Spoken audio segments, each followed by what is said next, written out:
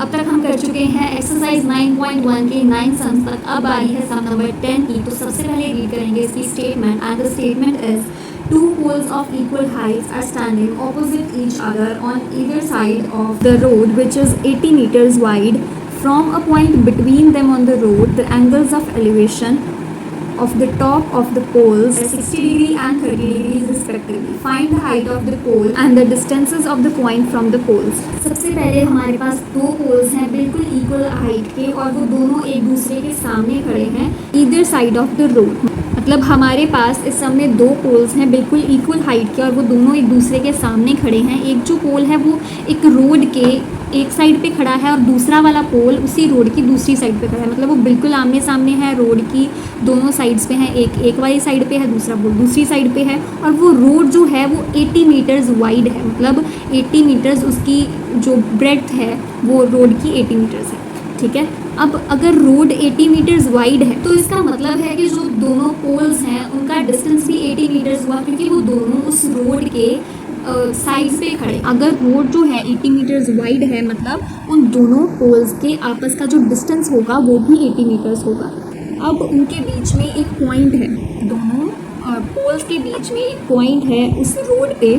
अब जो angle of elevation है उस पॉइंट से लेकर के उन पोल्स के टॉप तक जो एंगल्स ऑफ एलिवेशन है वो हैं 60 डिग्री और 30 डिग्री रिस्पेक्टिवली। अब हमें क्या करना है, हमें पोल्स की हाइट फाइंड करनी है और दूसरी चीज़ जो है वो हमें फाइंड करनी है पोल्स से लेकर उस पॉइंट तक का जो डिस्टेंस है। सबसे पहले अब हम इस स्टेटमेंट की डायग्राम ड्रॉ करेंगे। तो सबसे पहले हमारे पास दो पोल्स थे इक्वल लेंथ के, तो हम क्या करेंगे, दो पोल्स बनाएंगे, उनकी हाइट जो है वो बिल्कुल इक्वल होगी। अब ये रोड है,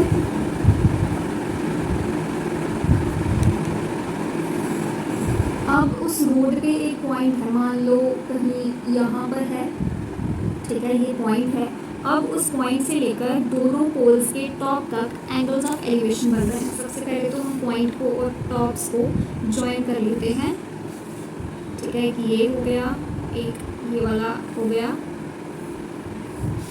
उसके बाद अब जो एंगल ऑफ एलिवेशंस बन रहे हैं यहाँ पर और यहाँ पर, क्या मेजरमेंट है उनकी, एक है 60 डिग्री और एक है 30 डिग्री। मान लो ये है हमारा 60 डिग्री और ये है 30 डिग्री।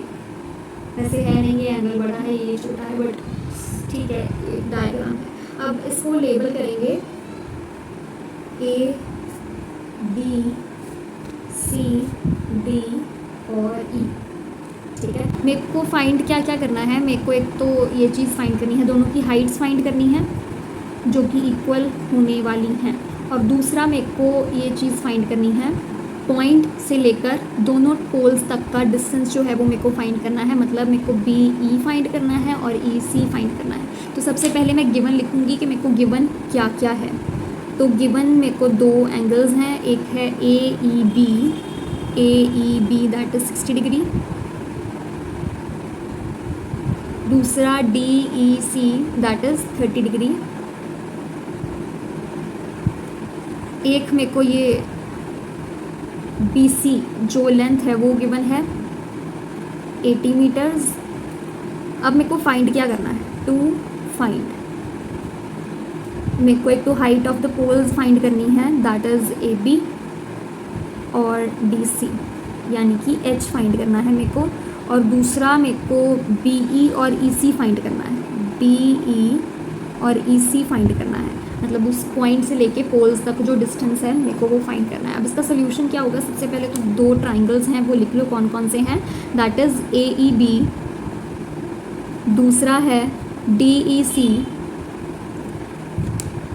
अब मेरे को हिंट कौन सा मिल रहा है इस डायग्राम से, एक तो दोनों की हाइट जो है दोनों पोल्स की वो सेम है, तो हम एच को यूज़ कर सकते हैं दोनों ट्राइंगल्स में। मतलब मान लो अगर मैं एक ट्राइंगल से एच की कुछ वैल्यू निकालती हूँ वो मैं सेम टू सेम दूसरे में यूज़ कर सकूँगी, या फिर मैं क्या कर सकती हूँ, दोनों ट्राइंगल्स में एच की कुछ वैल्यू आएगी उसको मैं निकालूंगी और दोनों की वैल्यूज़ को एक दूसरे के सामने इक्वल रखूँगी, बिकॉज दोनों एच के ही इक्वल होने वाली हैं। तो उसमें से कैलकुलेशन करके मेरे को एच की भी वैल्यू मिल जाएगी, दूसरा मेरे को बी ई और ई सी भी मिल जाएगा। तो लेट्स ट्राई दिस, हम एच की वैल्यूज़ निकाल के देखते हैं दोनों में कि क्या आता है। सबसे पहले ट्राइंगल है ए ई बी। अब इसमें मेरे पास एक तो मेरे को एच यूज़ करना है जो कि दोनों ट्राइंगल्स में सेम है, दूसरा मेरे को बेस जो है फाइंड करना है BE।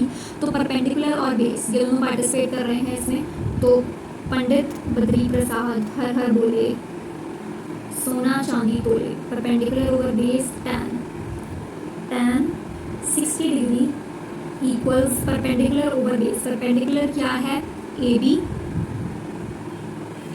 बेस क्या है BE। अब tan 60 डिग्री इज √3। AB को हमने H लिखा था और BE ऐसे ही आ जाएगा। अब मेरे को H की वैल्यू एक साइड पे चाहिए, तो मैं क्या लिखूंगी, इन दोनों को मल्टीप्लाई कर दूंगी, ये आ जाएगा H इक्वल्स √3 BE मीटर्स। इसके बाद मैं DEC ट्राइंगल में परपेंडिकुलर ओवर बेस यूज़ करूँगी। तो सबसे पहले tan आएगा 30 डिग्रीज का, परपेंडिकुलर है इसका DC यानी कि H और बेस है इसका EC। अब tan 30 डिग्री इज़ 1/√3 और ये आ जाएगा H ओवर EC।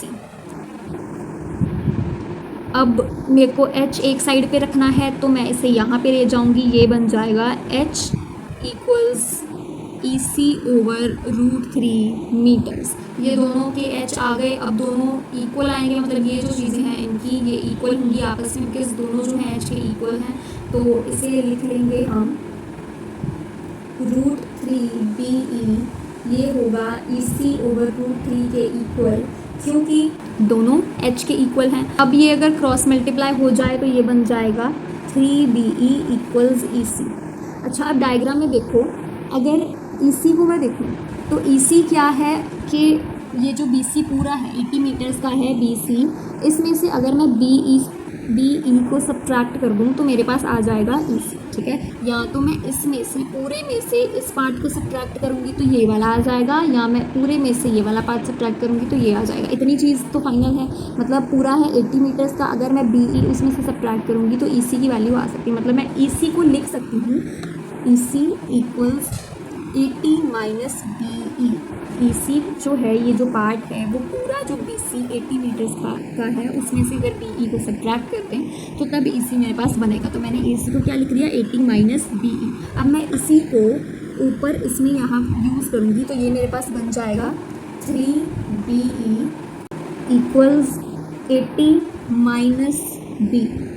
अब ये BE यहाँ पे सब्ट्रैक्ट हो रहा है, यहाँ के ऐड हो जाएगा 3BE प्लस BE, ये बन जाएगा 4BE इक्वल्स 80 आ गया। 4 को यहाँ पे डिवाइड करेंगे तो ये बन जाएगा 20, यानी कि BE की लेंथ आ गई 20 मीटर्स। ठीक है, मेरे को एक BE फाइंड करना था, मिल गया। अब EC को मैं यहाँ फाइंड कर सकती हूँ, EC इक्वल्स 80 माइनस BE, मतलब 80 माइनस 20, ये आ जाएगा 60 मीटर्स। मतलब मेरे पास आ गया EC इक्वल्स 60 मीटर्स। ये दूसरी चीज़ आ गई। अब मेरे को AB और DC फाइंड करनी है जो दोनों H के इक्वल हैं। अब मेरे पास H क्या होगा, H यहाँ से भी फाइंड कर सकते हैं या यहाँ से भी फाइंड कर सकते हैं। तो यहाँ पे अगर मैं लिखूँ तो ये आ जाएगा H इक्वल्स √3 BE। BE है 20, तो √3 इंटू 20 मीटर्स, ये बन जाएगा 20 √3 मीटर्स। ये H आ गया। अब हाइट ऑफ द पोल्स क्या थी, AB और DC दोनों आ गए H के इक्वल, वो है 20 √3 मीटर्स। मतलब मेरे को इनका भी आंसर मिल गया।